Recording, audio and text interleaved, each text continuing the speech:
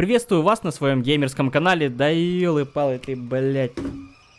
Как всегда, рад всех видеть на своем геймерском канале Вадич Аорус Фантом Элитрокс Трикс Гейминг RGB+. И если немножечко поближе присмотреться к монитору, то можно разглядеть Outlast 2 на экране. Разработчики уже при бабках после успеха первой части выкатили в 2017-м сиквел. У них стало больше команда, ну и игра, соответственно, стала лучше. Главный герой научился разговаривать и теперь комментирует события вокруг, которые снимает на видос. Появился какой-никакой инвентарь с батарейками и изолентой, правда я не знаю для чего она тут вообще. Можно ползать, прятаться под водой и в бочках с щефиром. Теперь персонаж устает от бега, сделали лучший искусственный интеллект. На Кошмаре, кстати, во второй части играть сложнее, чем на Кошмаре в первой. Ну а сама игра сюжетная никак не связана с первой частью, за исключением одной отсылки, наверное, но про нее расскажу в конце видоса. И кстати, если вдруг кто не видел роликсы по первой части, то закину их на всякий случай в подсказку. А всем, кто смотрел, спасибо большое за фидбэк от души. Ну а теперь начнем историю.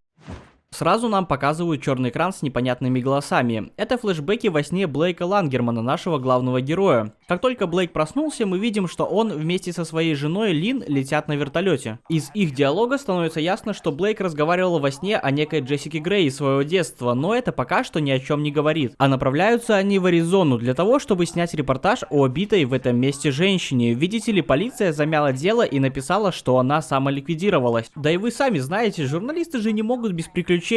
Но все бы ничего, если бы при записи вступления из ниоткуда взявшаяся вспышка не сбила вертолет.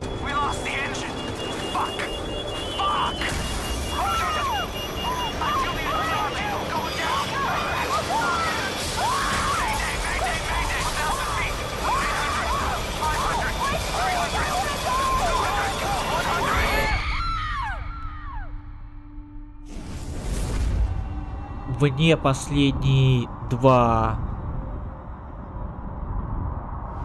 В отключке Блейк еще раз словил флешбэк. Теперь он ходит по школе, видит там какого-то мужика и какую-то девчонку. Я так понимаю, Джессику. Судя по декорациям, школа священная, и даже возможно, что Блейк в ней и учился, но его накрывает кровавый бриз с волнами для серфинга. А очнувшись, он видит, что Лин спиздили. А пилот немножко завис. Получается, ничего не остается и надо искать жену. Рядом, оказывается, есть поселение Храмовые Врата. Оно, скажем так, необычное, и живут здесь необычные люди. Сразу они нападать не стали, и у Блейка появилась возможность ознакомиться с окружением. Тут вон запеченные антихристы, портреты какого-то мужика в каждом доме, сатанинские медальоны и местная доска почета. А буквально за углом предстоит встреча с одним из ключевых персонажей. И чтобы вы понимали, насколько тут сложнее играть, то эта змея меня каким-то образом почувствовала через стену.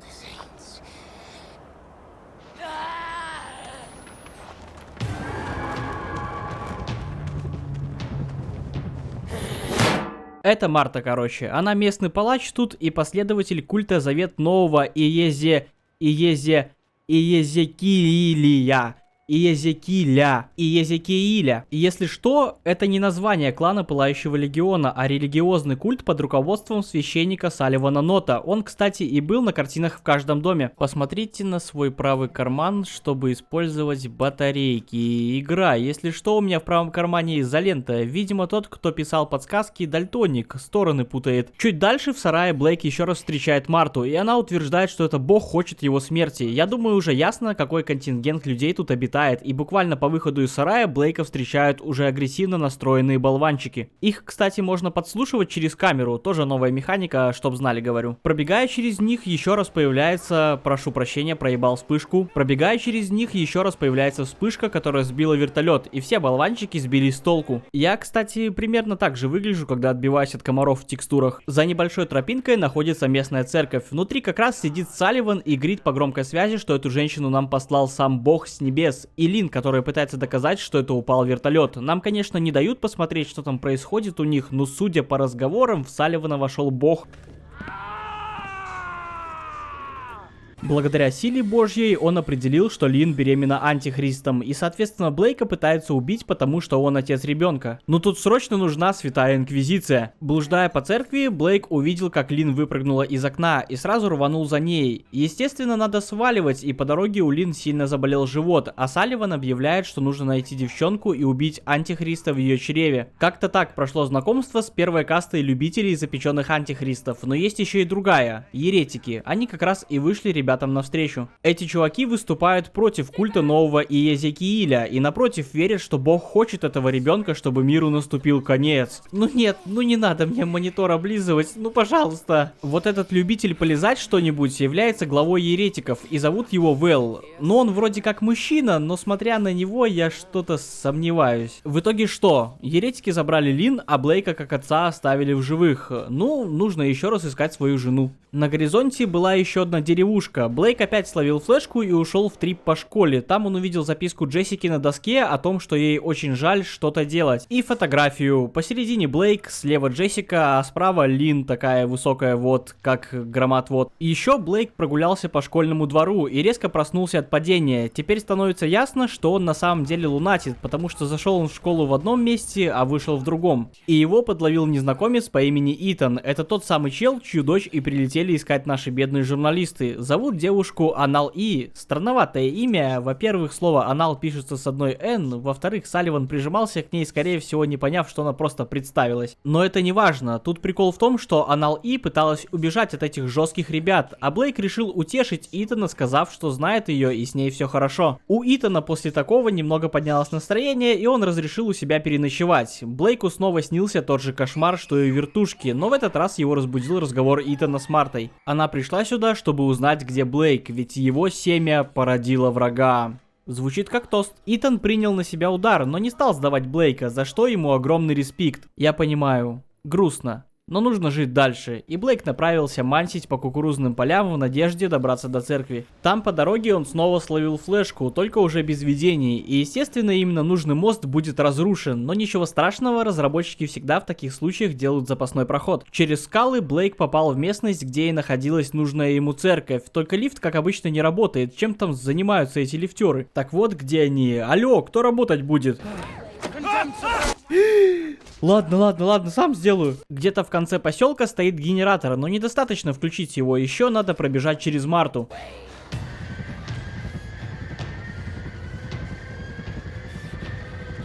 Да вылазь! Наверху Блейк услышал из колодца голос Джессики. Естественно, надо проверить, но это оказался жесткий байт его воображения, и язычок Джессики перетащил Блейка в школьную вентиляцию, из которой он упал в класс. В этот раз у него пошли более жесткие лаги, больше голосов, криков, шкатулка, да и увидел, как Джессику съели тентакли. А потом, через красивый переход с фризами, влетает в первую жесткую погоню. Куда бежать? Куда бежать? Вы не имеете права ко мне прикасаться, я веду фото-видеофиксацию, в прокуратуру все пойдет. Тут, оказывается, щелочка была в полу. Он ползет за мной! От погони Блейк все же оторвался, но все не так просто, дальше его ждет встреча с Мартой. Чтобы сбежать, нужно подтолкнуть к забору тележку. Казалось бы, что сложного, но когда Блейк прикасается к тележке, она по скрипту выходит с правой стороны. Somebody once told me the world is gonna roll me. Ты чё, ебанутый? Что ты там делаешь? Ударив с пяточки, Блейк все же перелез на ту сторону и нашел наконец-то эту церковь. Там был мужик, прикованный к штурвалу, зовут его Иосая. Вот-вот должен прийти Салливан с его женой и через ее мучения выпытать информацию, где еретики держат Лин. Поэтому надо спрятаться в кабинку для исповеди. Жену Иосая положили на тренажер для растяжки, и он не сразу, но рассказал, что Вэл увел Лин в шахты в горах. И когда Салливан со своей бандой ушел, Блейк пошел драться с кактусами. Ладно, на самом деле снова мансить, снова прикручивать ручки, снова я не могу найти проход, снова это была маленькая щелочка, через которую Блейк пролез на какой-то мясокомбинат. И чтобы пролезть дальше, ему надо взять оттуда крюк, чтобы подцепить люк, чтобы прописать Марти с пяточки, чтобы на горизонте увидеть шахты. Опять Блейк залез в ненужную дырку и оказался в школе. В этот раз головоломочки с игрой виселицу и жесткие скримеры, а вылез Блейк как раз около моста, который ведет к шахте. Но, отбиваясь от комаров, Блейк упал, но только для того, чтобы подняться снова. Внизу ему повезло не шмякнуться головой, и он подвис на дереве, но еще мимо прошло какое-то чудище. Это не важно, в любом случае нужно искать другой путь, и натыкается Блейк на еще одну касту живущих тут людей, пораженные. В прошлом они были последователями Иезекииля, но впоследствии были изгнаны Салливаном из-за того, что болели чем-то венерическим, но судя по их виду, они как будто гангреной болеют. Тихо, не вставай так резко, голова будет кружиться. Бля, ну почему именно я? Джакузи при свечах, ну что может быть романтичнее? Вот такая вот деревушка, и это чудище, что проходило мимо, руководит всем этим коллективом. Оно еще из лука стреляет, прикиньте. Понятное дело, что с ним придется рано или поздно столкнуться, но я не думал, что это будет так жестко, он же прямо в лицо стреляет. И прям в погоне Блейк ловит лаги. В этот раз он нашел компьютер, на котором было открыто письмо. Некий отец Лутер Милф считает, что Джессике нельзя ехать на экскурсию на фабрику пианино, якобы она сбежит оттуда. Теперь нам известно, что есть Джессика, которую нам показывают в роли жертвы, и отец Лутер Милф. Эти видения уже приобретают больше смысла, но все равно еще нужно узнать, почему это Блейку мерещится и что вообще произошло в тот момент. А тем временем он вышел из трипа внутри бревна, и его как раз подловила банда пораженных. И, кстати, забыл упомянуть, что мелкого сверху зовут Лэрд Байрон, а здоровяка Ник Тремблей. Дали полизать свою ладонь, убедились, что он чист от грехов и хотят его переродить в другом обличии, чтобы схавать и излечиться от своих грехов. Под этим они имеют в виду свои венерические болезни. В итоге они прибили Блейка к деревянному кресту и конфисковали камеру. Очнувшись, он просто на мужика вырвался.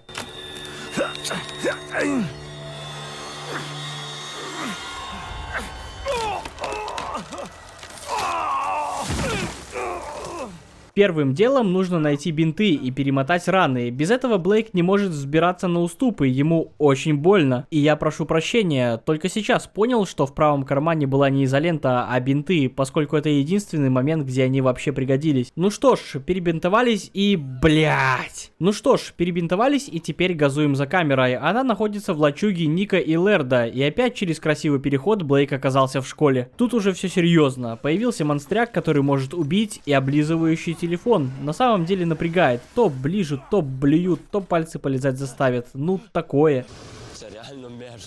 Короче, надо свалить от этого монстра. Прячемся от него в шкафчике и переносимся обратно. Просто на изичах убегаем от этих двух, и все равно Блейк попадается в ловушку. В этот раз они решили его засолить на зиму в погребе.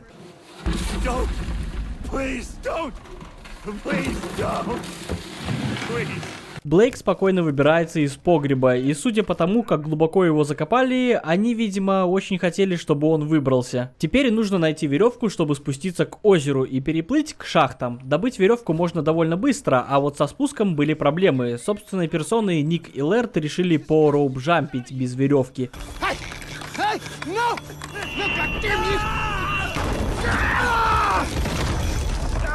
Блейку, как обычно, везет, и он выживает. В попытке выползти из-под пирса он вылез на крышу в школе. Сначала Блейк опять убегал от монстра, потом уже бегал за Джессикой, причем на голос, вслепую, и нашел ее в ошейнике. После чего очнулся как раз около озера. Блейк нашел плот и отправился к шахте. Он уже просто сходит с ума и видит наяву монстра и своих глюков. Но несмотря на это, он на всех парах несется спасать Лин. И все в недоумении, откуда же ребенок мог взяться, у них же несколько месяцев не было. Знаешь, Блейк, это как в том анекдоте, где девушка настолько любит своего парня, что подарила ему ребенка за 2 месяца с начала отношений. Приплыл наш Блейк на место, и неожиданно его что-то схватило и перенесло в школьный бассейн. Там он опять убегал от этого монстра, и вдруг из пожарных распылителей пошла кровь. И когда наш оператор вылез наружу, он видит перед собой кровавый дождь. Это уже говорит о том, что кукуха поехала знатно. Блейку осталось всего ничего, просто найти вход в шахту, но опять же мешают глюки, а вскоре еще присоединяются и еретики. Вперемешку с лагами, причем очень неприятными лагами, было просто очешуительно бегать от этого лизуна без батареек в темноте по лабиринту из книжных полок. Впрочем, это не важно, самое главное, что Блейк добрался до спуска в шахту и, в принципе, можно сказать, удачно спустился. Там прямо дикие пещеры, и было неизбежно встреча с Вэллом. Я приближу все к его лицу, потому что он вроде мужик, а цицки у него нифига не мужские. Короче, он обмазался грязью и хочет ликвидировать Блейка, но землетрясение дало возможность нашему оператору убежать. Чтобы пройти дальше, нужно отключить подачу напряжения. Я не понимаю, что не дает просто проползти под водой. Нужно еще бегать, отключать 2 рубильника. Как бы по технике безопасности все правильно. Нужно отключиться, оградиться, заземлиться. Но сейчас не время выебываться знаниями. Ладно, отключу я этих два несчастных рубильника. Дальше следует погоня от Вэлла, и Блейк от него убегает и прибывает в логово еретиков. Хорошо, что у Блейка все размыто в глазах, потому что тут просто завод по производству антихристов. А Лин висит в самом центре как талисман. Резко с Блейком начинает бороться Вэлл, и нам показывают уже полную версию воспоминания того самого вечера в средней школе Святой Сибилы. В тот прекрасный вечер Блейк с Джессикой остались после уроков, чтобы подурачиться, и когда они собирались уходить, их встретил отец Лутермилф, завел их в музыкальный класс и интересовался, почему они еще не дома. Но поскольку у него было нездоровое влечение к Джессике, он прогнал Блейка и начал к ней приставать. Около выхода Блейк услышал те самые крики о помощи, которые ему снились в начале. Естественно, он побежал на помощь и увидел, как Джессика лежит на лестнице со сломанной шеей. Когда она убегала от Лутермилфа, споткнулась и упала с лестницы, но отец внушил Блейку, чтобы он умолчал об этом инциденте и подстроил все так, как будто бы она самоликвидировалась. Это детская травма Блейка. Именно поэтому он видел эту школу, этого монстра, которого он видел в лице отца Лутермилфа, все эти рисунки с виселицей и крики. Напоследок расскажу интересный факт. Если все записи из глюков послушать задом наперед, то можно услышать молитву отца Лутермилфа. Вот скрин, если кому интересно, можете поставить на паузу, почитать. Так что история из прошлого закрыта. Осталось еще настоящее. Блейку удается сбежать из шахты, и на выходе он встретил свою жену. На улице началась сильная буря. В попытке выбраться они встретили Марту, но...